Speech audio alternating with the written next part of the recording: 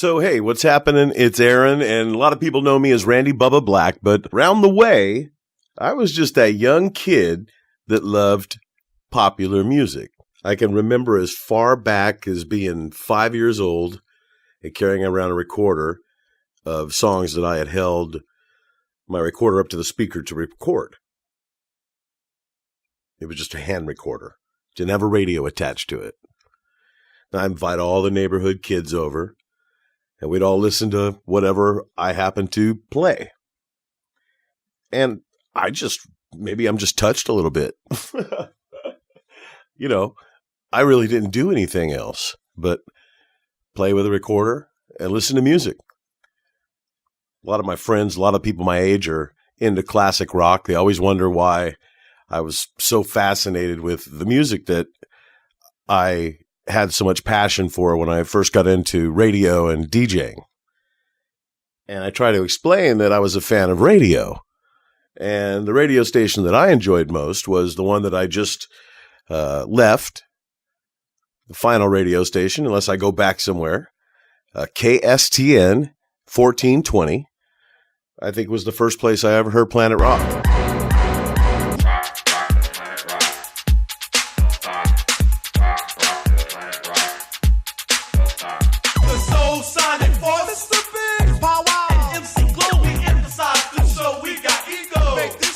And Cutie Pie by One Way.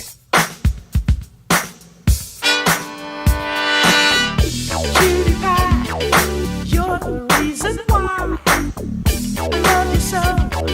I don't want you to go. You're the girl. Hanging on a String by Loose Ends.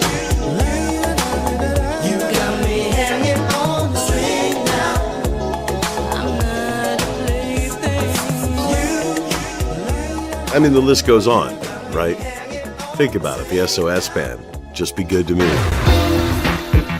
Tell me I am crazy, that I'm wasting time with you. You'll never be mine. Gab Band, Yearning for Your Love. My heart is yearning for your love. Dropped a Bomb. You were my thrills, you were my kills. You dropped a bomb on me. You turned me out, you turned me on. You turned me loose, and you turned me wrong. You dropped a bomb on me, baby. You dropped a bomb on me. All of those songs had effect on me. And the pop station that I listened to here, like I said, KSTN in Stockton, John Hampton was from Detroit, and he had heard big city radio where they had urban radio stations, black radio stations, R&B stations, however you want to term them. I usually call them black stations. Got to be careful what you say. But in radio, there's formats, and there's the top 40, and then there's all the niches of formats off. So if you're a black artist, but you didn't make the top 40, there's a format for you. The R&B chart, the urban chart. He knew all the grooves. John Hampton did. And the flavor of KSTN reflected it because K-Joy didn't sound like that. It's where you could hear Rapper's Delight. Not on K-Joy. Not yet, at least. They might have caught on. But at first, Planet Rock. I could just freakazoid. Robots, please report to the dance floor. From Midnight Star.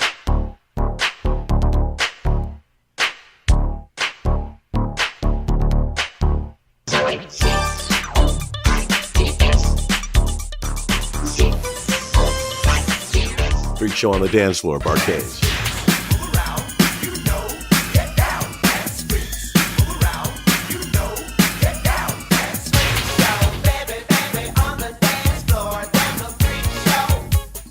The list goes on and on and on. Older Barcades, older SOS Band. I was fascinated by that. What that does is sort of disqualifies me from having a classic rock background because at home where I was brought up, there was no rock being played. My mom was a traditional country listener, constantly. Crack radio, KRAK Sacramento. Everybody listened to it. That was the pop station. Heaven's just a sin away, oh, just a sin away. Some of those songs even made it on the pop station in those days. Rhinestone Cowboy was big hit. Rest in peace to Glenn Campbell, who died here just the past week or so. I'm gonna be where the lights are shining on me like a rhinestone cowboy.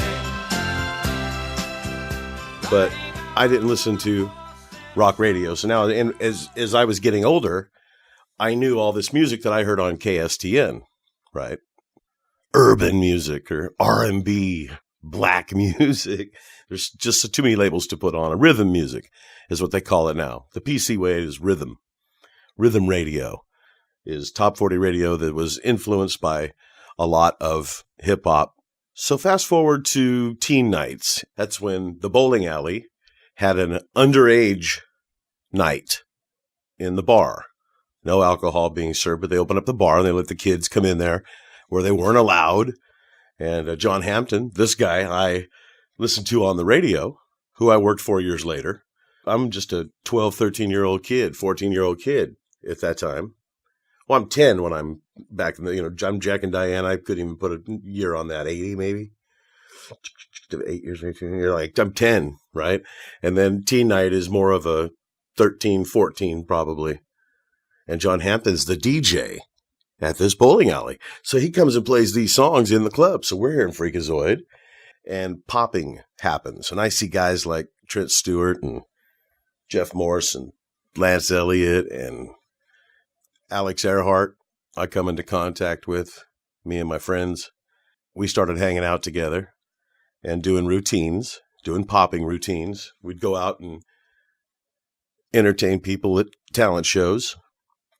I got to where I just wasn't in shape to do some of the stuff. So before it hit the ground, it was popping, and I was not bad. I was okay. People will remember me for all that stuff, and they might, say, oh, that guy was, pretty good this, pretty good that. I hung out with some great hip-hop dancers, white kids, and Alex, of course, was the best in our crew. Rest in peace to my friend Alex. Miss him a lot. And he's the one that introduced me to this record store called LA Connections. And it was on Charterway in Stockton, California. And it was the only place you could get 12-inch singles. They didn't have 12-inch singles anywhere, just this spot, especially the stuff we were looking for. We wanted the new stuff. I found Knights of the Turntables, Techno Scratch there. Purpose of this record. Come.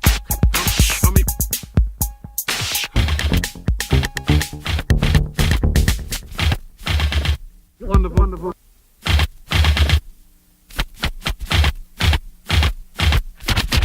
Daniel Sofer, 12-inch singles there. We'll tell the story in the Old School Rewind about Daniel Sofer. Maybe we can even get Daniel Sofer on the phone. The episode first coming out is going to be Lonzo from the World Class Wrecking Crew. It sort of times right into where I'm telling you about. Went to a party in West LA, want to learn a new dance, that's what you say. We're at me at high school level or so. I'm a white kid walking down the big hallway, Manteca High School here in Central California. Got my 20 pleated Bogart baggies on and my Converse and everything taped down, shoes, fat laces, the whole thing. Members only jacket, pull the straps out of the top of the shoulders and put them in the back and make like a Y cross. And we popped, we'd be in the hallway and they'd have a pop off, would jump. Someone would start popping. Like I said, I sort of got out of shape. Once they went to the ground, things started becoming a little more difficult for me, Thomas flares and gyros and things like that. I just wasn't. And at the time, I was already handling the music and popping. So my buddy Dana started getting interested in what we were doing. Me and him started our own little crew, Freestyle Mix Crew. It was an offshoot of the Radio City Breakers, who ended up starting as the Freestyle Break Crew. Every white kid had a crew. But we had a crew here, and Alex was a damn good dancer. Too damn good for his own, let's put it that way. We started traveling around doing contests, and me and Dana would handle the music. And we'd do pause mixes, Electric Kingdom.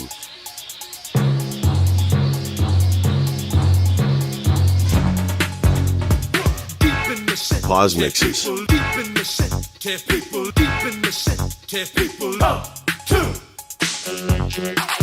Jam Master Jay from the Run DMC album.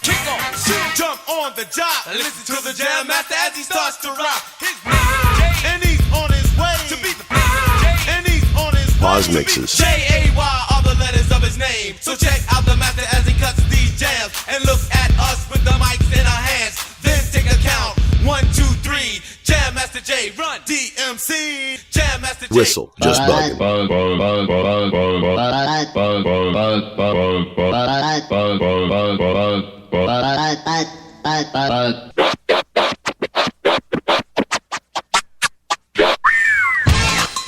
UTFO. I can just think of all the pause mixes. But I found stuff like Knights of the Turntables, Techno Scratch, and all this offbeat stuff in Stockton from my friend Alex. I knew I wanted to be a DJ at a young age because I was walking around that handheld recorder and playing music for the kids and all of that stuff. I started doing dances for 7th and 8th grade elementary schools all around our town. Wooden boxes, a couple direct drive turntables, wooden boxes I had built, big heavy coffin, hauling around 45s, buckets of 45s. They had these fruit baskets that were made for 45s or made to look like fruit baskets. You have to travel all your stuff to the gig. Got my first car at 18. It was a red truck. They knew I was going to be doing performances, DJing and stuff. The equipment was heavy. Had some old PA speakers with 15 in them and a horn. Ran my turntables and started mixing. And again, the dancing part started falling away and started falling deeper into the music. And I didn't get real good grades. And my mom she was a hard ass. And the rule was, if you get a D or an F, you're going to be grounded until the next report card. And you're thinking to yourself, man, that's a hard thing. But she did it. If I fucked up, it was bad. Scared to death of her. I lost my father to suicide at a young age. I had a single mom, stepdad in the house. He wasn't a real enforcer. I wasn't his kid. He had his own kids. But I had all the time in the world because I got a D. And I had my 2 turntables that I was doing little dances for. And here I am, sort of stuck. And I learned to scratch mix pretty well for its time. And I'm talking about the Grand Mixer DST time, not the invincible scratch pickles with, these turntablists that are out now are incredible. I'm talking about the infancy of hip hop, the infancy of DJs at that time, and the bareleys, the woot, not very fast of a scratch,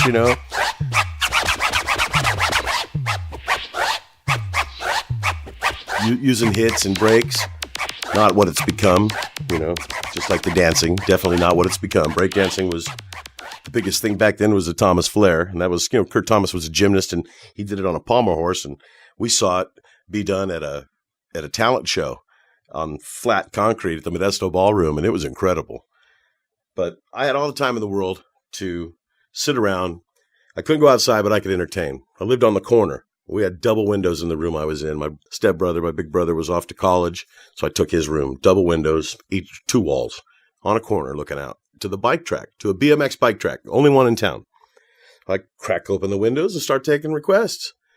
And I just have never known anything else. And my love for the music just continued on through my early radio careers, which I got out of high school. I took a broadcast class at Delta College. I had my own little feature, couple of hours. It was a hip-hop show. Some of the first stuff I played was off of Jazzy Jeff and Fresh Prince's first album. Like Girls of the World Ain't Nothing But Trouble. Listen, homeboys, don't mean to bust your bubble, but girls of the world ain't nothing but trouble. So next time a girl gives you the play, just remember my rhymes and get the hell away. I went into a basement at the college radio station and found Bum Rush the Show. Got some non-believers out there. And it blew my mind.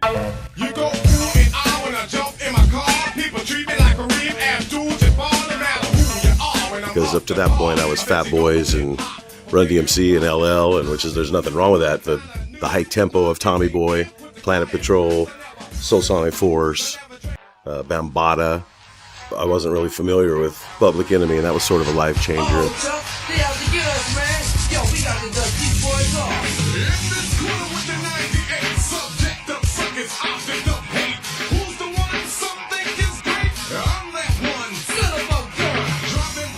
And then Ice-T came to town, and we went out and watched him. He performed 6 in the morning. 6 in the morning, police at my door. Fresh Adidas squeak across the bathroom floor. Out my back window. And that was it. It was nothing else. On the radio, I was being groomed as a young talent, doing no breaks at a station here by my house. We did one break an hour. I shouldn't say no breaks. We did weather once an hour. Weather for the vicinity, high 65, low 32. Right now, it's bang, bang at, name of the station, which I live near right now. I live by the first stick that I ever had a broadcast gig, a real paying broadcast gig at. Q97 was the name of the station. I worked for about a year. And while I was working there, I befriended a guy that I was a big fan of. His name was Mike McKnight. And he just sounded so badass on the radio. I just was like, wow, this guy sounds badass. He has a party going on in there. It was a Saturday night power party. And it sounded like a party in the studio, man. And I called up McKnight. And I said, hey, I work overnights out here at KSJQ. And, there's nobody around. So way out in the country, if you want to come out here and check out the studio, man, love to meet you, whatever. He must have been bored. How radio guys are. We're always bored.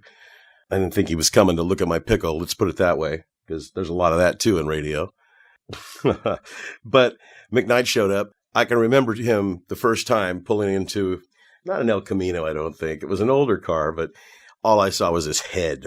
I got a big fucking head, but all I saw was his head and a dashboard come pulling in, and it was sort of low. The car was old and low, and I thought, okay, here comes this guy. I'm thinking, wow. And he went by the big guy, Mike McKnight. I'm thinking, this guy's head, that's why they're calling him the big guy. Nope. They call him the big guy because when this guy gets out, he stands 6'5", right? And I'm like, oh my goodness, I didn't even know what age this ends up being. I'm older than him by a few months. So that's always the joke when we're standing by each other. Yeah, I'm older than you, I got to literally look up.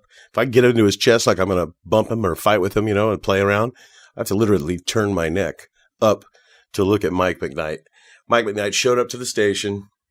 We became fast and famous buddies, and he got me an introduction at KWIN. I had applied at KWIN, and John Williard was the program director at that time, who I ended up working with at Cat Country 103. He is the voice of Cat Country 103 years later, but I took a tape to him, and he frankly just said, you know what, kid, this is not very good, and maybe this isn't your cup of tea. Maybe you should do something else. Now, he'll tell a different story, but, I remember this particular job. You remember the first time you try to get a gig or what someone says, especially when, anyway, years later, it was always funny when I pulled on him every few years. But Mike Casper came on. Word was around that John had left. He went to 94Q in Atlanta. And I remember thinking, ooh, fresh set of ears, or let's take the tape. Didn't do nothing with the tape. The tape was shitty. Okay, my voice was not good. I took it in and talked with Mike Casper. And Mike Casper said, yeah, I got a place? Sure. And I worked for a little bit there. I don't even know how long it was until I said, man, we need to, on Saturday nights, during your power party, see if we can play hip hop. Maybe you can get me a show. I'll have to interview Mike McKnight one of these times on the Old School Rewind, because me and him were right there at the front of this format. Me, him, Johnny Milford. Find out exactly how that all went. But they actually allowed us to have the show, and we created a show called Bump in the Night.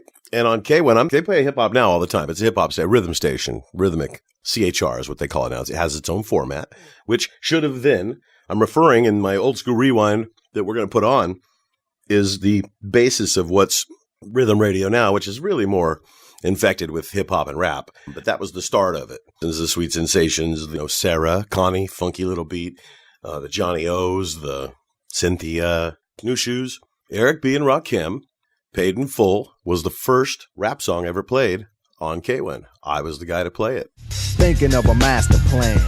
This ain't nothing but sweat inside my hands. So I dig into my pocket, all my money spent. So I get deeper, but still coming up. And the Bump of the Night show got pretty popular. We used to take it out live. We had the K1 Coke video van. This was a big screen TV in the back of a van. We open up the doors and this thing slid out. This was a monster. This is not when you put a TV in a van. This is back in the days when that stuff didn't happen. It was a 600-700 pound TV or whatever, 304 pound TV they put in this van. An old one with the red, green, blue that shines up and you could see it. You could put your hands in front, make like a shadow up on the screen. Everything was great going. Bump in the Night's great. We did it for about, I don't even know how long. Too many brain cells ago. Way too many years ago. But Bump in the Night, it ran for a consistent amount of time. I had amounted to a consistent library of 12 inches. I completely bought myself. It was all funded. I did any piece of shred of money I had, I put back into records because I was doing mobile DJing for a living because weekend radio weren't doing it. And, weekend radio never does it. And full-time radio barely does it, and barely does it more so anymore as the business has changed and computers came along. But the cruise was a big thing, especially in Stockton on Pacific Avenue. It's three lanes both ways, 4 lanes both ways, whatever it is. Modesto, same thing with McHenry, the big movie American Graffiti. But Stockton had its own cruise. And on Saturday nights now, I'm starting to play rap music. And rap music just, even though it wasn't gangster or anything, it had a different element to it. And I can remember being on the air one Saturday night, and a movie came out called Colors. And Stockton had the Festival Cinema. It's not there anymore. I forget I'm not sure what's there now. I don't want to regionalize myself too much. This is a worldwide. Someone suggested I tell my story before we put the podcast on as to why I'm doing it, and to maybe, I didn't invent the shit, but I was there. Let's put it that way. I was looked down at by every general manager and program director ever for trying to stay with the movement of rhythmic radio, which was such a fight back then. And there was nothing even wrong with it. It was a fight to get in vogue on the radio, I can remember. But the Bay Area stations and Sacramento stations were a little more gutsy, and they were doing it. So I was, like I said, I was part of this rhythmic radio movement. So Colors comes out. Bump in the Night is getting hip hop playing on a Rock 40 radio station. You used to call them Top 40 stations. It was more leaning rock 40. This was like Def Leppard and Dire Straits, and, well, just music in general was white, European-based pop music. And rhythmic radio was attacking. And we were playing it on Saturday nights, and Colors comes out. And in Stockton, California, on opening night, wouldn't you know, somebody goes wildin' and breaks off some caps inside the Festival Cinema, and there's a gang shooting. It's nationwide the next day. Gang shooting, Colors. I am a nightmare walking psychopath. The Colors movie was such a scare, like there is now. There was just a false scare for the media about hip hop. And the Colors movie proved it, because once that happened, Ice-T's music, Colors, gangbanging started happening out in the West Coast. So in Stockton, we're right here in the thick of it. This is an agriculture area, but Stockton's a very crime-ridden, very gang-ridden town. Regulates itself, but it's a pretty violent city. I've never been a victim of any, but it has its own. But, there's a lot of people there. There's 250,000 people there. What do you expect? Things are going to happen. Yeah, the gangbanging shit starts happening, and someone opens fire one night on the cruise in Stockton. One of the nights we're out in the video van. And that was the end, not of hip-hop. That was the end of the cruise. And for people that are my age, I'm 49 this year, 2017. I'm 49, new grandpa. For those that remember when gangbanging came on and are this age, things just changed in an instant. And the radio started changing. And the movement got strong. And I lost a lot more gigs than I'd ever gained. Let's put it that way. After the cruise was done, the Bump of the Night show, I got myself in trouble there at KWIN. Had a big party like I always did. Had people in the radio station. You're not ever supposed to do that. I'd have tons of people in there doing illicit things. And, that's what happens. You're a young kid in radio. It's easy. Very simple for it to happen. But I leave KWIN. I progress on to a couple of other radio stations. And that all continues on. I go to work at Hot 105 and worked with two of the best disc jockeys in the world right now to this day, even though one's not on the radio. One is, one's not. But at Hot 105, Pete Jones from All Access was the program director in Merced, California. Merced, California. Hey, Holmes. Merced, Holmes. Hey, could you play, Anyway, Hot 105, I did overnights. And one of the best morning show guys ever, if not, there's a lot of great morning shows out there. JV in San Francisco, who's now in San Francisco. I don't know if you guys follow JV, the Doghouse, but the first time JV did mornings was in Merced, and I was the overnight guy. So, JV in Hollywood showed up. That's when SWV started happening. I don't know what it is that you've done to me. We had H-Town. make good love. Somebody rockin', knockin' devil. You remember that era. And then all of a sudden, Snoop Dogg hit. 1, 2, 3 into the 4. Snoop Doggy Dogg and Dr. Dre is at the door, ready to make an entrance. And Snoop Dogg hit, and radio changed. And that's when radio went hip-hop. That's really the history of it in a nutshell.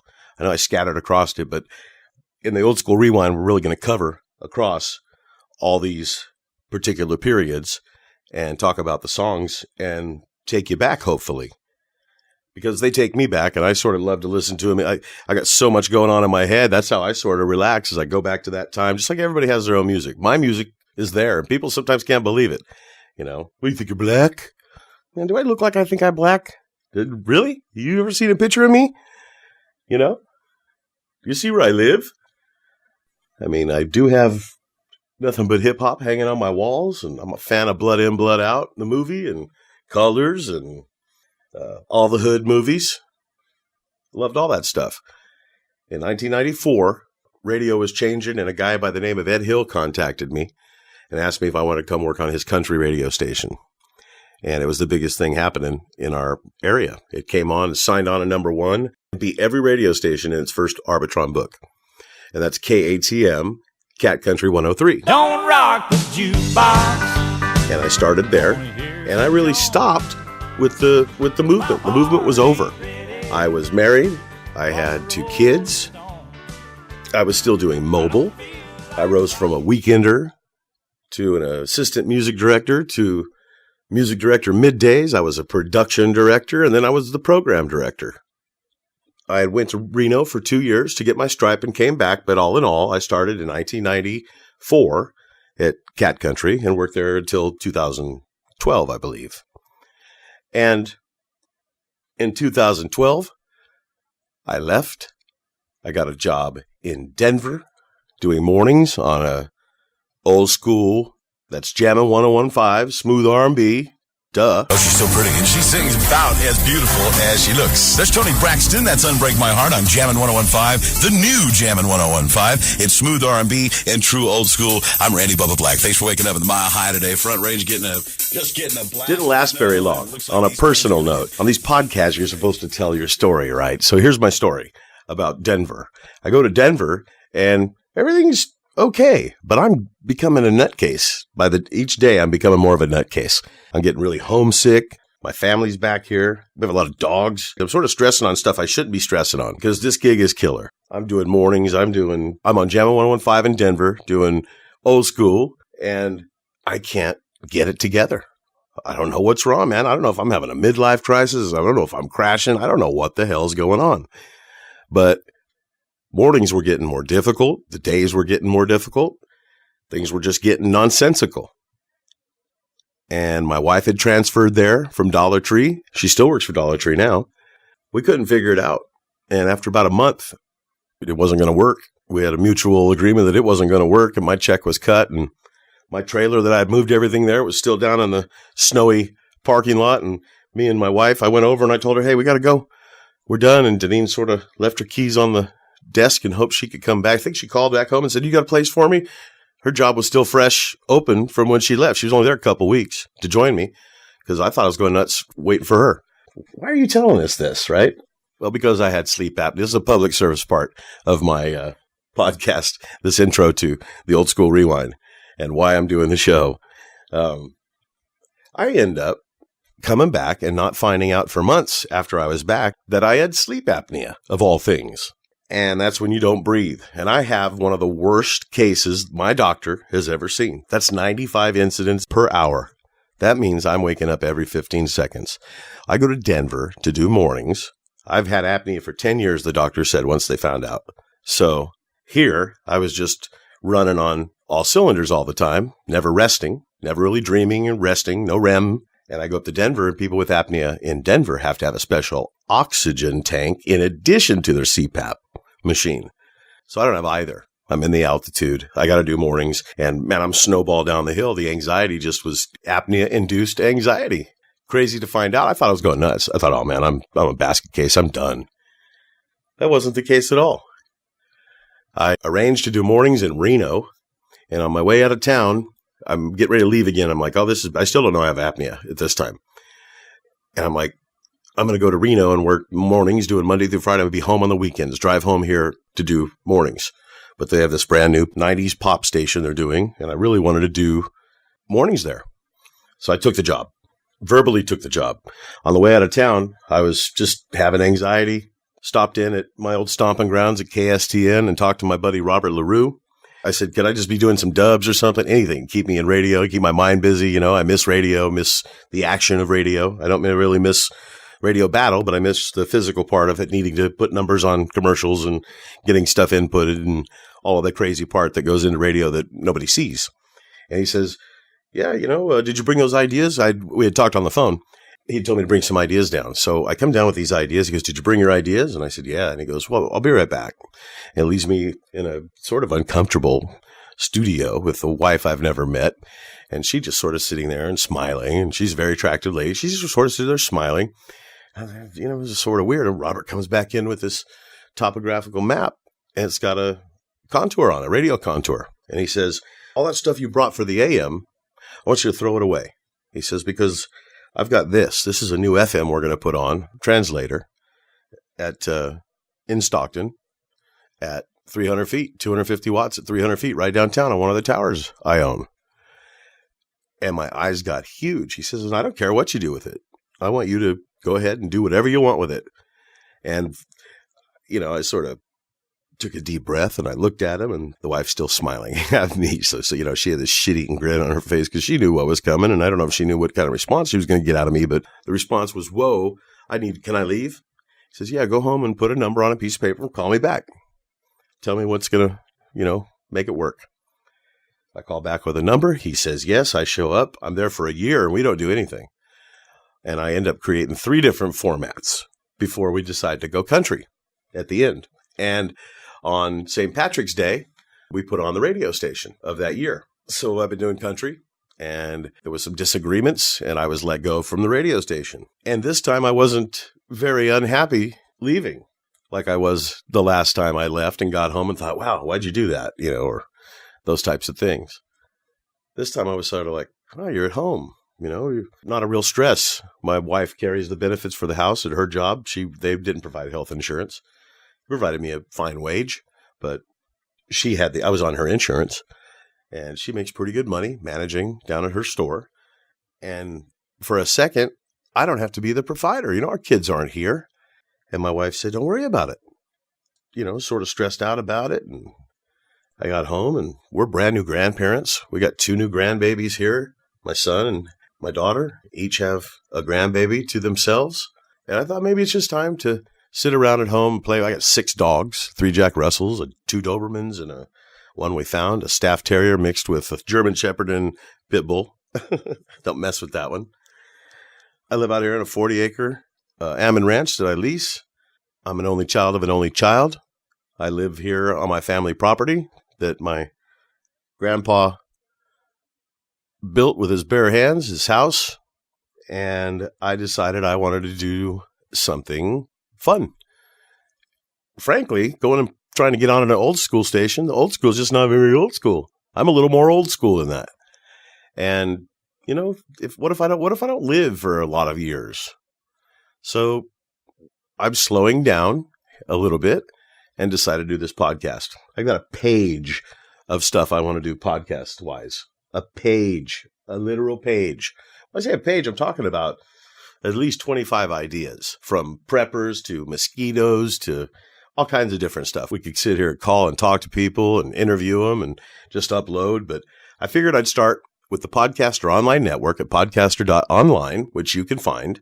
This is the first podcast going up to sort of explain everything, and then expect the interviews to come. My first interview is going to be with Lonzo from the World Class Wrecking Crew, promoting his Not Without Alonzo, NWA, Not Without Alonzo. It's a great podcast. Cosmo D from Nucleus will be with us, the Force MDs, UTFO, Doc Ice, and more. I've got requests in.